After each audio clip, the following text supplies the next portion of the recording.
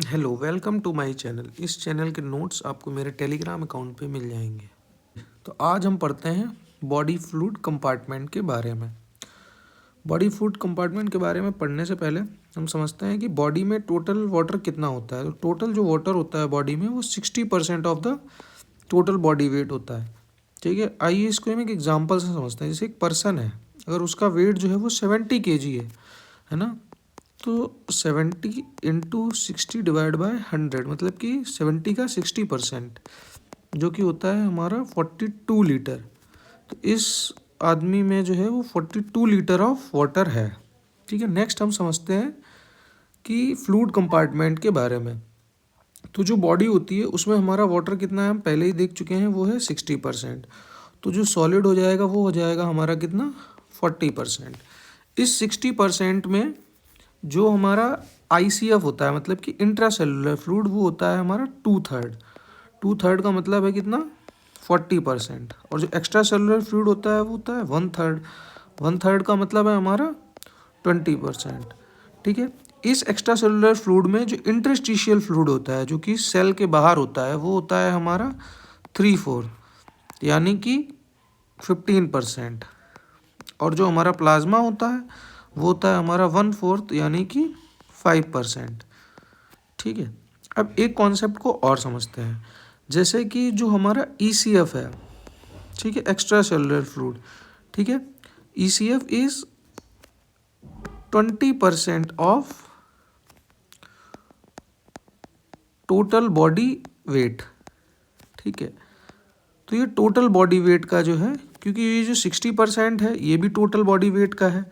ठीक है, और ये जो 20% है ये भी टोटल बॉडी वेट का है। ठीक है, ECF is 20% of total body weight. और हम या फिर ये भी बोल सकते हैं कि ईसीएफ इज 1/3 इंटू 100, मतलब कि 33% ऑफ टोटल बॉडी वाटर।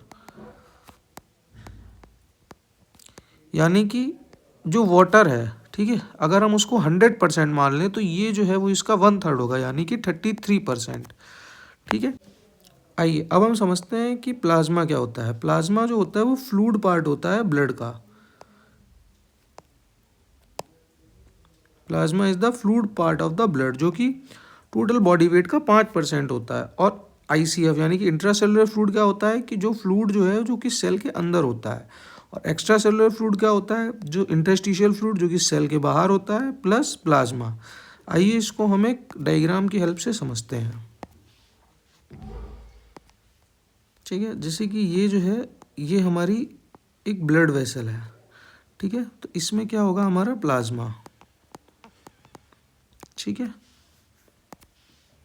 और ये है हमारी कुछ सेल्स। ठीक है, तो ये हैं हमारी कुछ सेल्स। सेल्स के अंदर क्या होता है, इंट्रा सेलुलर फ्लूइड।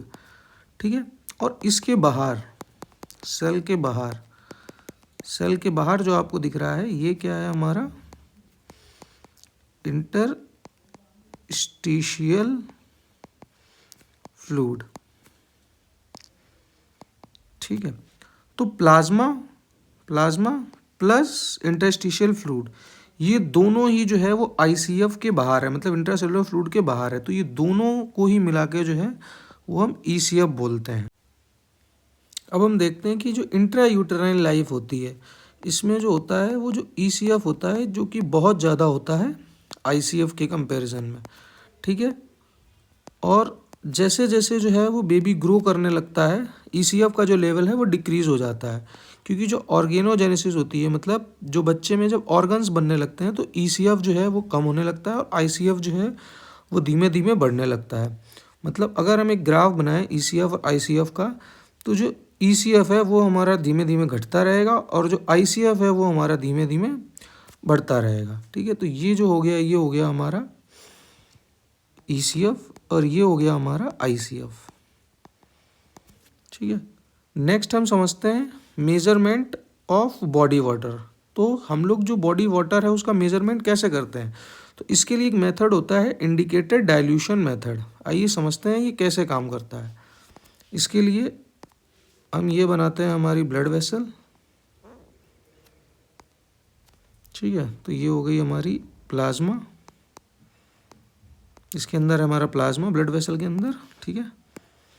और ये है हमारी सेल्स, इनके अंदर क्या है, इंट्रासेलुलर फ्लूइड, ठीक है। और ये हो गया हमारा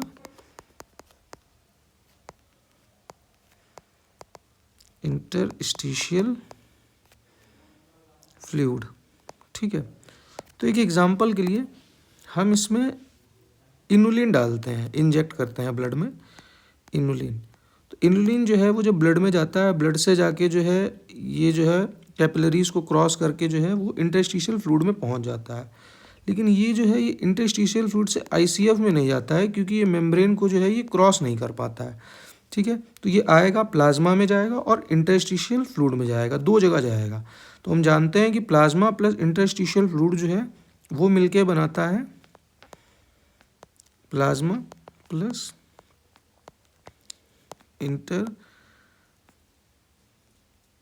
इंटरस्टिशियल फ्लूइड जो है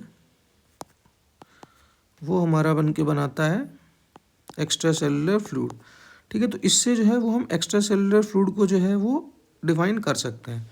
ऐसे ही अगर हमें टोटल बॉडी वेट चाहिए, वाटर चाहिए, तो हम इसके लिए D2O को इंजेक्ट करेंगे। एक्स्ट्रा सेलुलर फ्लूइड के लिए हम पढ़ ही चुके हैं इनुलिन को। आईसीएफ जो है इंट्रा सेलुलर फ्लूइड, इसको हम डायरेक्ट नहीं निकाल पाते हैं। तो इसके लिए हम क्या करते हैं, सबसे पहले हम टोटल बॉडी वेट को मेज़र करते हैं आईसीएफ को निकालने के लिए, और उसमें से जो है हम हमारा जो ईसीएफ है उसको घटा देते हैं, तो हमारा जो है वो आईसीएफ आ जाता है। प्लाज्मा को मेज़र कर लेते हैं हम एल्बुमिन के हेल्प से, ठीक है। नेक्स्ट हम समझते हैं ऑस्मोसिस के बारे में।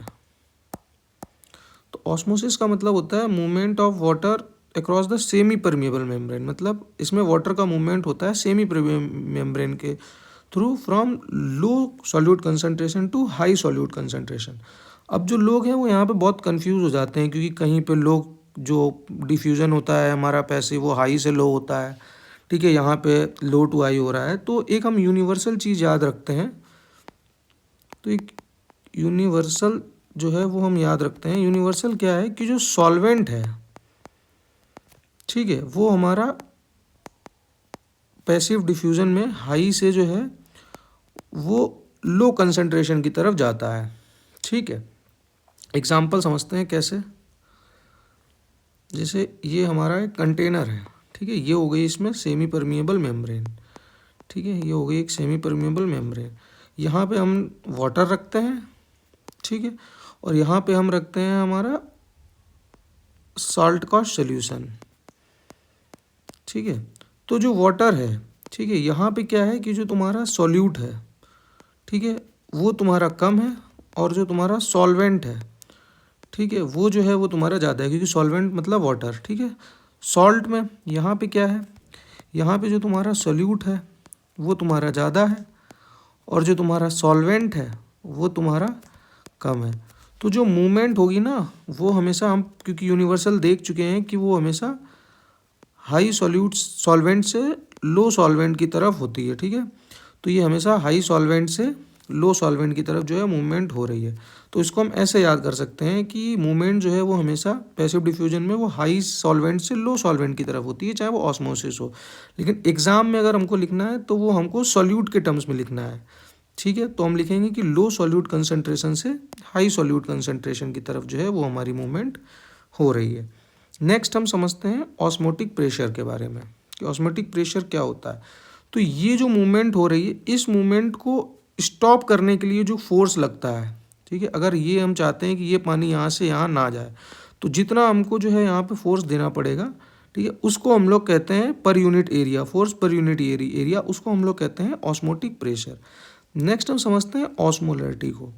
ऑस्मोलरिटी क्या होता है, concentration of osmotically active particle in 1 litre of solution. मतलब 1 लीटर सोल्यूशन में कितने एक्टिव पार्टिकल्स हैं। ऑस्मोटिकली एक्टिव पार्टिकल्स का मतलब क्या होता है, जो वाटर के मूवमेंट्स में हेल्प करते हैं, जैसे कि ग्लूकोज, ठीक है, एल्बुमिन, ठीक है, ये सब जो है वो ऑस्मोटिकली एक्टिव पार्टिकल्स हैं, मतलब ये वाटर को अपनी तरफ ड्रैग करते हैं। नेक्स्ट हम समझते हैं टोनिसिटी के बारे में। हम लोग जो है वो टोनिसिटी और ऑस्मोलरिटी को अक्सर सेम समझते हैं, लेकिन ये दोनों बहुत ही डिफरेंट है। आइए समझते हैं कैसे। तो टोनिसिटी का मतलब होता है effect of a solution on the size due to movement of water, मतलब किसी भी सेल की जो साइज है उसमें क्या इफेक्ट पड़ेगा वाटर के मूवमेंट से। ठीक है, ये डिपेंड करता है हमारा इम्परमिएबल सॉल्यूट्स पे। ठीक है, कभी कभार हमको क्या लगता है कि ऑस्मोलैरिटी और टोनिसिटी सेम है, बट ऐसा नहीं है। एक सॉल्यूशन है जो कि हाइपर ऑस्मोटिक हो सकता है, लेकिन ज़रूरी नहीं है कि वो हाइपरटोनिक हो ही। ठीक है, इसको हम एक एग्जांपल की हेल्प से समझते हैं। तो हम एक सॉल्यूशन लेते हैं। ठीक है, तो ये हमने बीकर लिया। ठीक है, ये एक हमारा बीकर है, इसमें ये एक सेल है।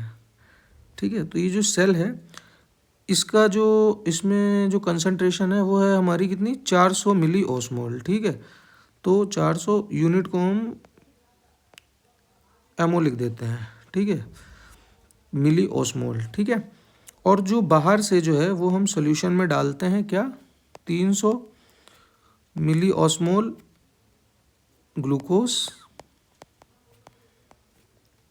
प्लस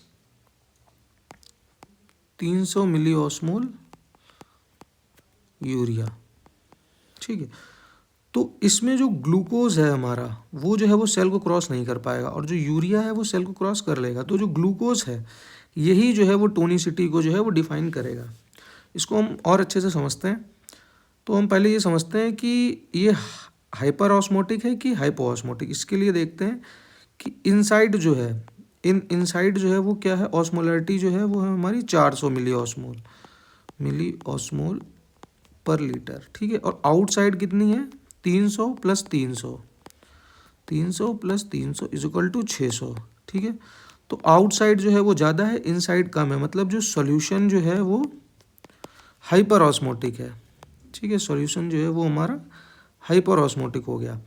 ठीक है, लेकिन अब समझते हैं कि ये इसकी टोनिसिटी कैसी है। ठीक है, तो इस 600 में से ये जो 600 है इसमें हमारे जो सिर्फ जो यूरिया है वही क्रॉस कर पाएगी, और ये जो है ये क्रॉस नहीं कर पाएगी। तो जो इफेक्टिव है, ठीक है, वो हमारा कितना होगा, 300। ठीक है, तो जो हमारा इफेक्टिव ऑस्मोलैरिटी है, इफेक्टिव ऑस्मोलैरिटी, ठीक है, वो हमारी अंदर की जो हो जाएगी वो हो जाएगी 300, और बाहर की जो है वो हमारी हो जाएगी, आउट की जो हो जाएगी, सॉरी, जो हमारी अंदर की है वो तो 400 ही रहेगी। ठीक है, और जो हमारी बाहर की है वो हो जाएगी 300।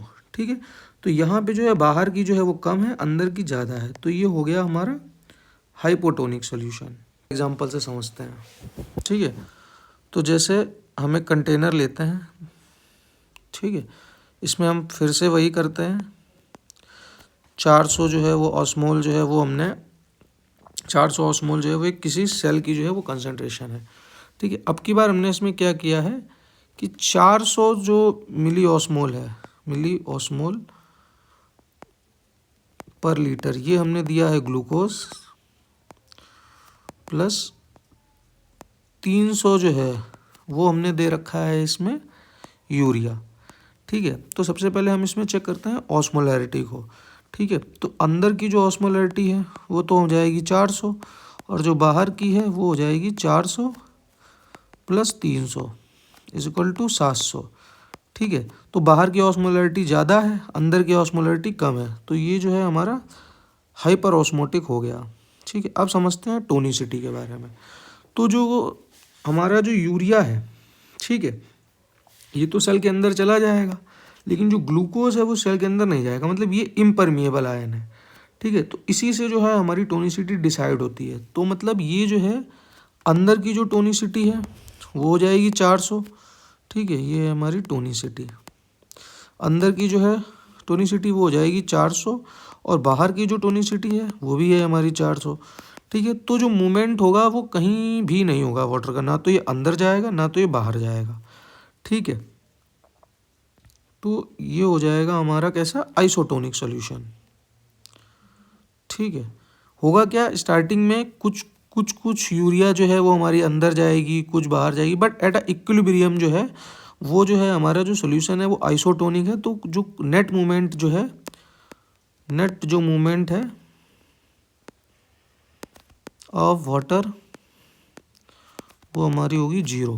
ठीक है, तो यहाँ पे हमारी ऑस्मोलरिटी ख़त्म होती है। इसमें हमें क्लिनिकल एस्पेक्ट देखते हैं जिसको कि हम बोलते हैं एडिमा। ठीक है, तो एडिमा का क्या मतलब होता है? Oedema is the swelling caused by increase fluid collection in the interstitial fluid. तो इसमें क्या है कि इंटरस्टिशियल जो फ्लूइड है उसमें जो है हमारा फ्लूइड कलेक्शन ज़्यादा हो जाता है। इसको समझते हैं कैसे, कि जैसे ये हमारी है ब्लड वेसल, ठीक है, और ये जो इसके अंदर जो है जो मैंने बना रखे हैं ये है हमारे एल्बुमिन। तो एल्बुमिन क्या है? एक टाइप की प्लाज्मा प्रोटीन है जो कि वाटर को अपनी तरफ खींच के रखती है। ठीक है, तो हाइड्रोस्टैटिक प्रेशर क्या होता है? हाइड्रोस्टैटिक प्रेशर जो है वो वाटर को इधर से इधर भेजता है और एल्बुमिन जो है वो वाटर को अपनी तरफ खींचता है। ठीक है, तो एल्बुमिन क्या करता है? Drag water towards itself. ठीक है, तो ये अपनी तरफ खींचता है। तो क्या है कि जो पानी है वो ब्लड वेसल के अंदर ही रहता है, बाहर नहीं जाता है। तो अगर बॉडी में क्या हो जाए, या तो जो है हमारा हाइड्रोस्टैटिक प्रेशर जो है इंक्रीज हो जाए, ठीक है, तो एल्बुमिन इसको कंट्रोल नहीं कर पाएगा और ये जो है वो एक्स्ट्रा सेलुलर फ्लूइड में चला जाएगा, या तो प्लाज्मा प्रोटीन कम हो जाए। अब अगर एल्बुमिन का ही जो वैल्यू है वो कम हो जाएगी, ठीक है, तो इसकी वैल्यू जो है वो अपने आप जो है, क्योंकि ये कम हो गया है तो ये बढ़ जाएगा। ठीक है, तो ये जो है एक्स्ट्रा सेलुलर फ्लूइड में चली जाएगी। या फिर कैपिलरी की जो है वो परमिएबिलिटी बढ़ जाए, मतलब इसमें जो स्पेस होती है सेल्स के बीच की वो अगर बढ़ जाएगी तो भी जो है ये जो है यहाँ से मूव कर जाएगा। इन तीनों ही केसेस में जो है एक्स्ट्रा सेलुलर फ्लूइड में जो है वो फ्लूइड जो है वो बढ़ जाएगा और जो है एडिमा हो जाएगा। ठीक है, it will cause oedema. So thank you. अगली वीडियो में हम पढ़ेंगे ब्लड फिजियोलॉजी के बारे में।